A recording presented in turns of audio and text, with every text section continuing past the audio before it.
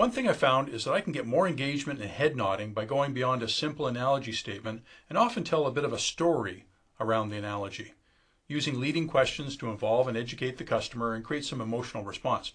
Basically put them into the story and have them imagine the analogy applying to them. I usually do this after showing them at least some evidence they have duct leakage. Here's my expanded version of the garden hose analogy. You know, Bob and Betty, having leaky air ducts, it's kind of like having a leaky garden hose. Think about it.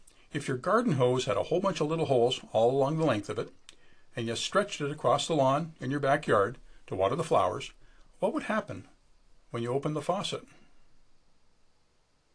Pause for their answer. They always say, water squirts out the little holes. You may be watering your lawn more than the flowers, right?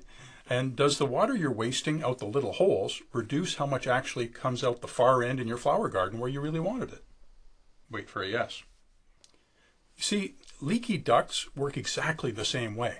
All the duct leaks reduce the pressure and siphon off expensive precious air and put it where you don't want it, like up in your attic or down in your crawl space. And when that happens, what do you think happens to the amount of airflow actually coming out of your vents? They'll say we get less, and here you customize the impact based on any pain you've discovered, like this.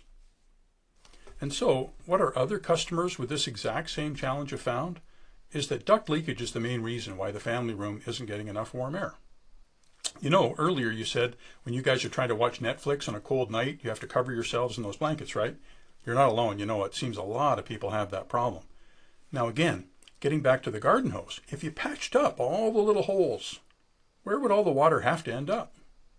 You got it. So with your air ducts, if we could magically seal up all those cracks, gaps, and holes, what would have to happen to the amount of warm air coming out of your vents in places like the family room?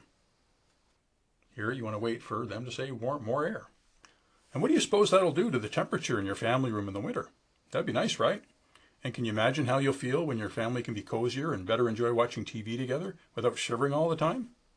The good news is we've been rather successful solving this exact problem for many other homeowners. In fact, your house and the problem you describe is almost exactly like what the Smiths over on Camellia Drive were suffering from.